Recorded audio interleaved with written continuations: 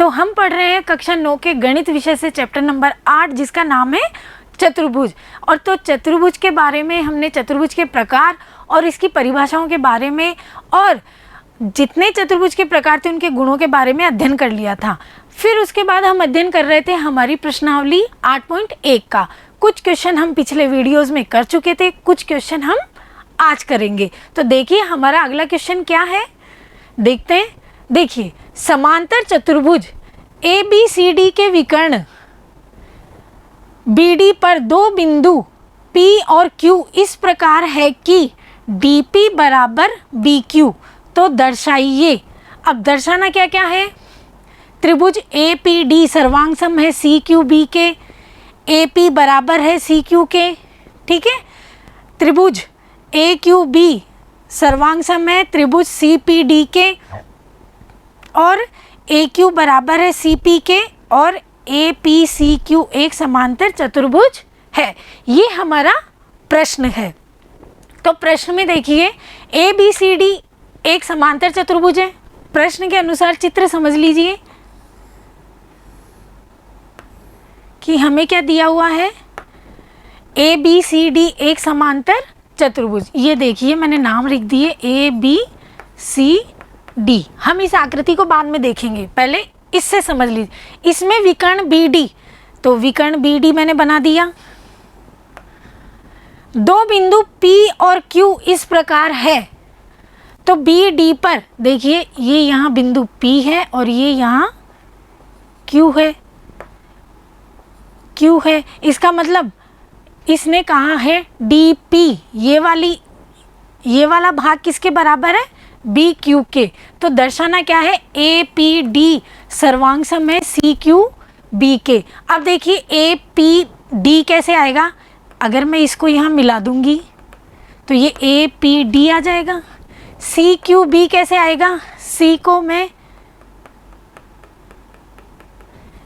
इससे मिला दूंगी, तो इस त्रिभुज को और इस त्रिभुज को हमें सर्वांग सम सिद्ध करना है। तो अब समझिए जो हमारा चित्र था। अब देखिए ABCD हमारा एक समांतर चतुर्भुज है। समांतर चतुर्भुज में हम इसकी परिभाषा क्या होती है कि इसके सम्मुख भुजाओं का जो युग्म है वो आपस में समांतर और कैसा होता है, बराबर होता है। तो ये इसके समांतर है और इनके बराबर भी है, ठीक है। अब तो समझ में आ गया होगा चित्र। तो देखिए ऐसे ही इसने ये कहा था AQB, तो इसको ऐसे मिला दिया और CPD इसको ऐसे मिला दिया, ठीक है। अब बन गया हमारा चित्र। तो अब देखिए हम पहला पॉइंट प्रूव करते हैं। APD सर्वांग सम है CQB के। देखिए APD सर्वांग सम है CQB के। ध्यान से देखना, ये भुजा इसके समांतर और इसके बराबर होगी क्योंकि ये समांतर चतुर्भुज है हमारा। तो देखिए त्रिभुज APD तथा त्रिभुज CQB में, इनमें तो सबसे पहले देखिए ये भुजा इसके बराबर हो गई। अब और क्या बराबर हो सकती है, एक दूसरी भुजा ये इसके बराबर होगी। क्यों, क्योंकि ये तो दिया हुआ है हमारे पास, क्या DP बराबर BQ। तो दो भुजाएं बराबर हो गई। अब हम देखते हैं या तो तीसरी भुजा होनी चाहिए या फिर कोण होना चाहिए। अब देखते हैं हम, तीसरी भुजा हो नहीं रही है बराबर क्योंकि ना तो दिया हुआ है ना हम कर सकते हैं। तो अब देखते हैं हम त्रिभुज कोण देखते हैं।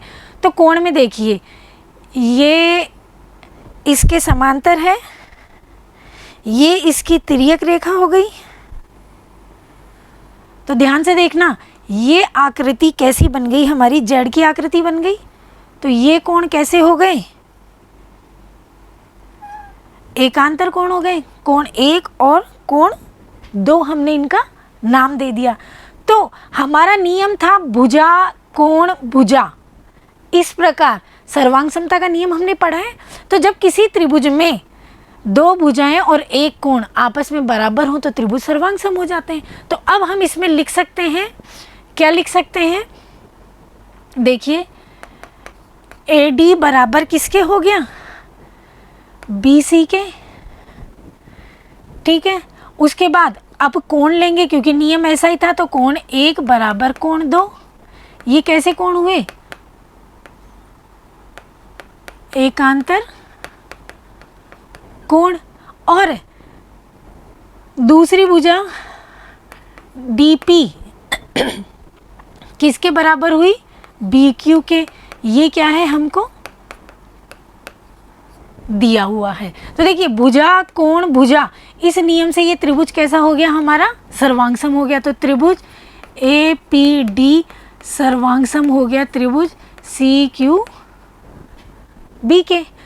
जब ये दोनों त्रिभुज सर्वांगसम हो गए हमारे, तो इसके अन्य संगत भाग भी बराबर होने चाहिए, क्योंकि हमने ये पढ़ा हुआ है कि जब दो त्रिभुज आपस में सर्वांगसम होते हैं तो उनके अन्य संगत भाग, तो जो भी शेष बचे हैं, चाहे भुजा बची हो चाहे कोण बचे हो, वो भी आपस में कैसे होंगे, बराबर होंगे। तो मैंने अब क्या ले लिया, ए पी बराबर सी क्यू, ए पी बराबर सी क्यू, ये ले लिया हमने। अब देखो ये पहला पॉइंट क्लियर हो गया हमारा और ये दूसरा पॉइंट क्लियर हो गया। ये किससे हो गया, by C P C T. सर्वांगसम त्रिभुजों के अन्य संगत भाग भी बराबर होते हैं, यही होता है इसका मतलब। तो दोनों पॉइंट क्लियर हो गए। अब है ए क्यू बी, सर्वांगसम है त्रिभुज सी पी डी के। अब कौन सा त्रिभुज है, ए क्यू बी। अब ये वाला है, ये वाला।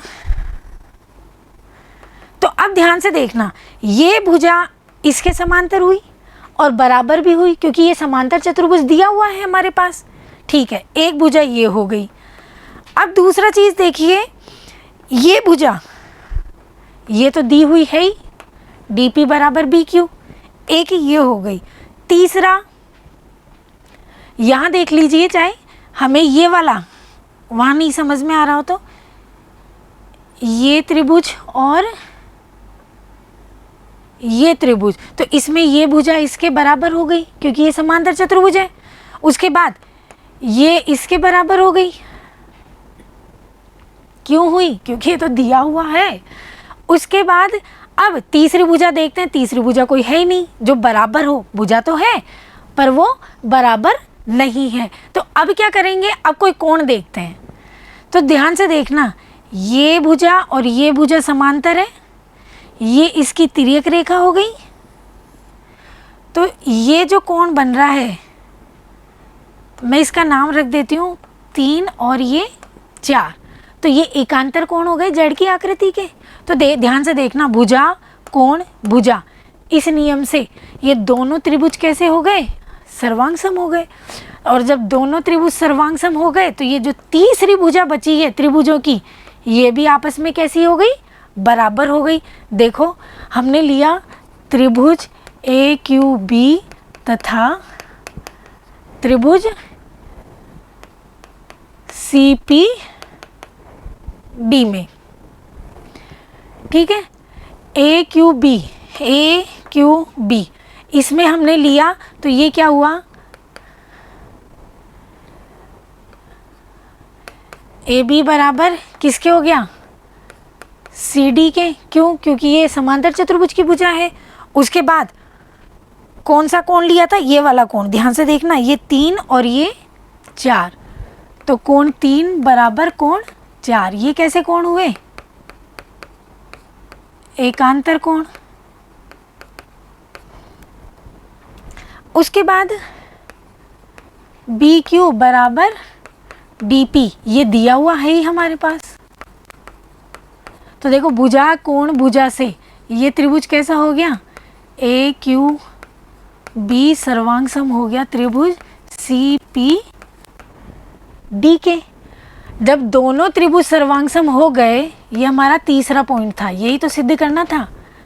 पर अब इससे आगे भी देखते हैं, जब दोनों त्रिभुज सर्वांगसम हो गए तो इनके अन्य संगत भाग भी कैसे होंगे, बराबर होंगे। तो अन्य संगत भाग में अब शेष क्या रहा, 2 कोण और 1 भुजा। अब वो भुजा कौन सी थी हमारी, यही थी, कौन सी, ए क्यू बराबर हो गई किसके, सी पी के। ये हमारा चौथा पॉइंट भी क्लियर हो गया। अब फिर देखना, ये बोल रहा है पांचवा पॉइंट कि ए पी सी क्यू एक समांतर चतुर्भुज है। तो अब ये देखना, ए पी बराबर सी क्यू और ए क्यू बराबर सी पी, किससे? 2 और 4 से। देखिए इस चतुर्भुज में सम्मुख भुजाओं का जो जोड़ा है वो आपस में कैसा आ रहा है? बराबर आ रहा है। और ऐसी हमने परिभाषा पढ़ी थी कि समांतर चतुर्भुज में भी तो सम्मुख भुजाओं का जोड़ा कैसा होता था? बराबर होता था। तो जब वो बराबर है तो समांतर भी होगा। ठीक है, तो हम कह सकते हैं कि ए पी सी क्यू एक समांतर चतुर्भुज है। अब हम इसका हल देखते हैं। देखिए हल दिया है, ए बी सी डी एक समांतर चतुर्भुज है हमारे पास। बी सी समांतर है ए डी के और बी सी बराबर है ए डी के। ठीक है, ये समांतर चतुर्भुज की परिभाषा से। ठीक है, उसके बाद बी डी जो हमारा विकर्ण था उस पर 2 बिंदु थे, कौन कौन से? पी और डी, और वो इस प्रकार थे कि डी पी बराबर बी क्यू, ये भी दिया हुआ था।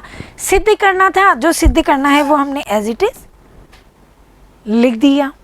उसके बाद हम इसका तरीका लिखते हैं तीसरे पॉइंट में कि हमने इनको किस प्रकार सिद्ध किया। तो देखते हैं अब इनको किस प्रकार सिद्ध किया हमने, कि त्रिभुज ए पी डी और त्रिभुज सी क्यू बी, सबसे पहले इनको सर्वांगसम सिद्ध करना है। इनको सर्वांगसम सिद्ध करने के लिए हमने दोनों त्रिभुज ले लिए। दोनों त्रिभुजों में देखिए ये वाला भाग मतलब डी पी बराबर बी क्यू, ये दिया हुआ था। ए डी पी, ध्यान से देखना, ए डी पी ये वाला,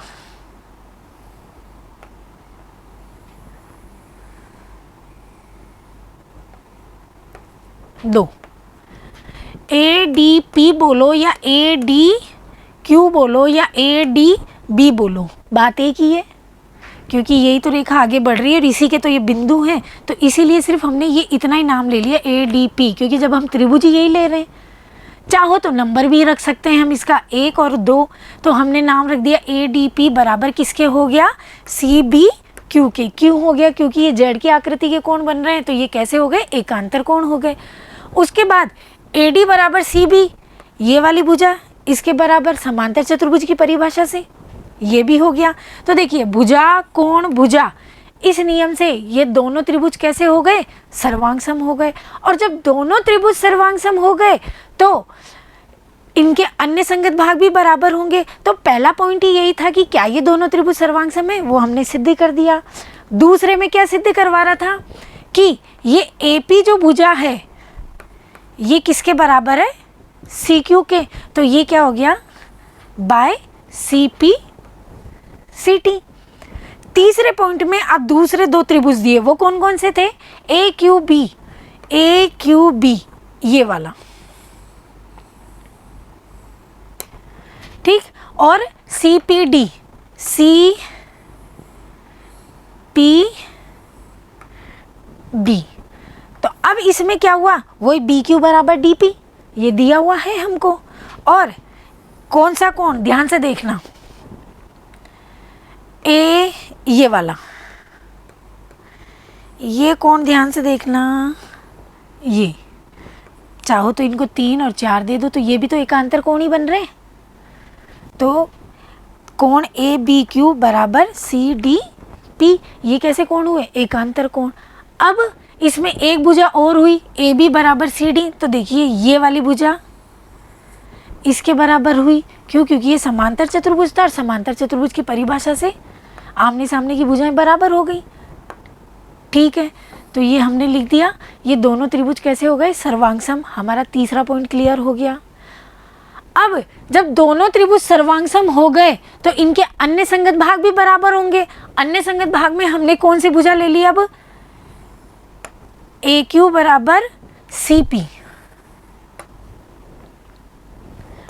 हमारा चौथा पॉइंट भी क्लियर हो गया। अब पांचवा क्वेश्चन पूछ रहा है कि क्या चतुर्भुज ए पी सी क्यू क्या है? ये समांतर चतुर्भुज है। तो इसके अंदर क्या किया हमने? चतुर्भुज लिया A P C Q. A P C Q, ये हमने चतुर्भुज ले लिया जिसमें क्या है ए पी बराबर सी क्यू। ये हमने अभी अभी प्रूफ किया था, क्या, ए पी बराबर सी क्यू, और ए क्यू बराबर सी पी, ये भी हमने अभी अभी सिद्ध किया था। ये देख लीजिए, दूसरा और चौथा पॉइंट यही तो था, ये हमारा दूसरा पॉइंट था और ये चौथा पॉइंट था, या फिर इनको समीकरण नाम दे देते। तो हम कह सकते हैं कि ए पी सी क्यू एक समांतर चतुर्भुज है, क्योंकि समांतर चतुर्भुज की सम्मुख भुजाओं का युग्म कैसा होता है, दोनों युग्म कैसे होते हैं, बराबर होते हैं, और वो कंडीशन यहाँ फॉलो हो रही है। अब अगला क्वेश्चन देखते हैं अपना, कि ए बी सी डी एक समांतर चतुर्भुज है तथा ए पी और सी क्यू शीर्षों ए और सी से विकर्ण बी डी पर क्रमशः लंब है, दर्शाइए कि त्रिभुज ए पी बी सर्वांग सम है त्रिभुज सी क्यू डी के, और दूसरा पॉइंट है ए पी बराबर सी क्यू। हमारे प्रश्न में चित्र दिया हुआ है, पर फिर आपको प्रश्न के अनुसार चित्र बनाना भी सीखना है। तो हमने लिखा ए बी सी डी एक क्या है, समांतर चतुर्भुज। तो ये मैंने चित्र बना दिया,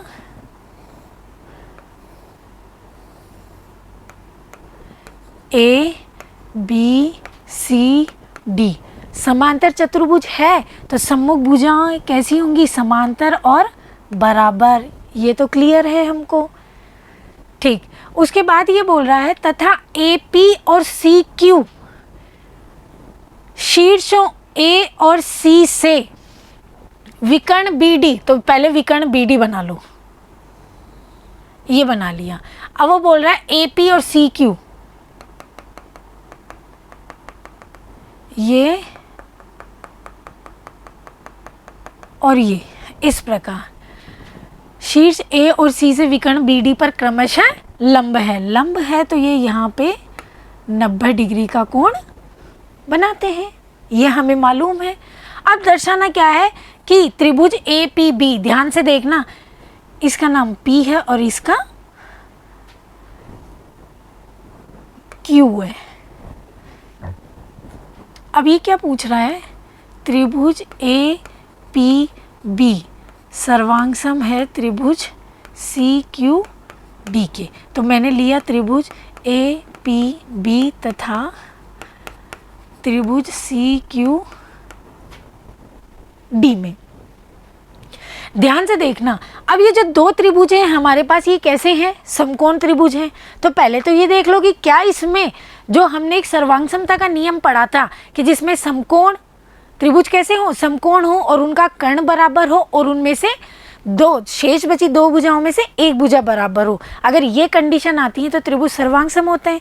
तो पहले तो वो देख लेते हैं कि क्या वो वाली कंडीशन फॉलो कर रहा है क्या ये। तो देखिए, या फिर हमने एक नियम और पढ़ा था कि किसी भी दो त्रिभुजों के दो कोण और उनके संगत भुजा जब बराबर हो तो वो त्रिभुज कैसे होते हैं, सर्वांग सम होते हैं। वो कौन सा नियम था हमारा, कोण कोण भुजा का नियम। तो ये दोनों नियमों में से देखते हैं कौन सा नियम लगता है। देखिए, तो देखिए, एक तो ये कोण इसमें दोनों में बराबर हो गया, क्यों, क्योंकि ये समकोण है तो दोनों में 90-90 डिग्री के हैं, तो ये एक कोण। अब और क्या चीज़ बराबर हो सकती है, एक ये भुजा बराबर हो गई, ए बी बराबर सी डी। तो अब देखिए, एक कोण एक भुजा बराबर हो गई हमारे पास। अब तीसरी चीज़ देखते हैं कि तीसरा हम क्या बराबर सिद्ध कर सकते हैं। तो तीसरा हम ये कर सकते हैं, नहीं कर सकते, क्यों, क्योंकि ये यहीं तक रेखा ली हुई है, ठीक। तो अब तीसरा क्या देखते हैं हम, ये देखिए,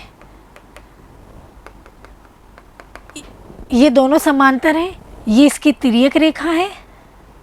तो देखिए, ये कोण और ये कोण ये कैसे हो गए, एकांतर कोण हो गए। भाई जेड की आकृति बन रही है हमारे कोणों की, ये जेड की आकृति बन रही है, तो ये कैसे कोण हो गए, बराबर हो गए, क्योंकि ये एकांतर कोण हो गए। तो इसका नाम हमने 1 और ये 2 रखा था, तो अब इसका रख दीजिए आप 3 और 4। तो अब ध्यान देना, कोण कोण और इस कोण के संगत ये भुजा है, तो अब हम कह सकते हैं कोण कोण भुजा के नियम से ये दोनों त्रिभुज कैसे हो गए, सर्वांगसम हो गए। देखिए अगर ये नाम भी नहीं देना चाहो तो मैं वैसे नाम बोल देती हूँ। देखिए ए कोण ए पी बी बराबर कोण सी क्यू डी के क्यू, ये तो 90 डिग्री का हो गया पहली कंडीशन। दूसरी कंडीशन, ये वाला कोण, ये कौन सा कोण हुआ हमारा, A B P, A B P बराबर हुआ, ये कौन सा हुआ, सी डी क्यू के, तो सी डी क्यू के। ये कैसे कोण हुए हमारे, एकांतर कोण। ठीक है, ए बी पी ये वाला है जिसको हमने नाम 3 दिया, तो चाहो तो 3 भी लिख सकते हैं या फिर ए बी पी, क्योंकि ये एकांतर कोण थे। और दूसरा हुआ सी डी क्यू, या फिर हम 4 भी लिख सकते हैं। तो देखिए कोण कोण, अब भुजा, अगली भुजा कौन सी थी, ए बी बराबर सी डी। ये क्यों थी, क्योंकि ये समांतर चतुर्भुज की भुजाएं थी। तो देखिए त्रिभुज ए पी बी सर्वांगसम हो गया त्रिभुज सी क्यू डी के कौन से नियम से, कोण कोण भुजा नियम से। ये सिद्ध करना था हमको। अब दूसरे पॉइंट में क्या सिद्ध करा रहा है कि क्या AP बराबर CQ है। अब वो देखो वो इसी से सिद्ध हो जाएगा। क्यों, क्योंकि इस त्रिभुज में AP ये वाली भुजा आ रही है, ध्यान से देखना, ये भुजा आ रही है और इसमें CQ आ रही है। तो देखिए जब ये दोनों त्रिभुज सर्वांगसम हो गए हमारे, ये इसके बराबर हो गया, ये कोण इसके बराबर हो गया और ये कोण इसके बराबर हो गया, तो ये जो भुजा है, ये जो भुजा है हमारी, ये आपस में बराबर हो गई। क्योंकि हम जानते हैं कि सर्वांगसम त्रिभुजों के सर्वांगसम जो अन्य संगत भाग हैं वो भी बराबर होते हैं। तो हम लिख सकते हैं AP बराबर CQ। रीज़न क्या लिखेंगे, बाय CP CT। हो गए दोनों क्लियर। अब इसका सॉल्यूशन देखते हैं हम। देखिए ABCD एक समांतर चतुर्भुज है, AB समांतर है CD के। जो समांतर चतुर्भुज के बारे में हम जानते हैं, जो परिभाषा थी कि इसकी सम्मुख भुजाओं का जो युग्म होते हैं वो आपस में समांतर और बराबर होते हैं, वही चीज़ हमने यहाँ लिखी हुई है। फिर इसने कहा था एक विकर्ण था BD, इस BD पर जो शीर्ष थे हमारे A और C, वहाँ से हमने लंब डाला था। तो AP लंब है BD पर और CQ लंब है BD पर। सिद्ध क्या करना है कि त्रिभुज APB सर्वांगसम है CQD के और AP बराबर CQ। उपपत्ति में क्या लिखा हमने, APB और CQD दोनों त्रिभुज लिए, उनमें से ये और ये कोण आपस में बराबर हुए। क्यों हुए, क्योंकि ये एकांतर कोण थे। ध्यान से देख लीजिए, जेड की आकृति बन रही है। लो भाई पूरा बना दिया मैंने। ठीक, उसके बाद ये 90 डिग्री का दिया हुआ था ही। उसके बाद ये भुजा इसके बराबर। तो कोण कोण भुजा नियम से, कोण कोण भुजा नियम से दोनों त्रिभुज कैसे हो गए, सर्वांगसम हो गए। और जब दोनों त्रिभुज सर्वांगसम हो गए तो इनके अन्य संगत भाग भी बराबर हुए। तो जो ये हमारा AP बराबर CQ आया वो इसी के तो अन्य संगत भाग थे। तो हमने इसको इंग्लिश में लिख दिया बाय CP CT। तो आज हमने 8.1 प्रश्नावली के कुछ प्रश्नों को हल किया। अब इसके शेष क्वेश्चनों को हम अगले वीडियो में करेंगे। तब तक आप लोगों को इन प्रश्नों का दोहरान करना है। क्यों, गणित में जब तक आप कॉपी पेन लेकर उसका अभ्यास नहीं करेंगे आपका सवाल पक्का नहीं होगा, क्योंकि रटने से विद्या नहीं आती है। ठीक है, तो अब आपको इसका अभ्यास करना है। तब तक आप हमारे साथ बने रहिए। धन्यवाद।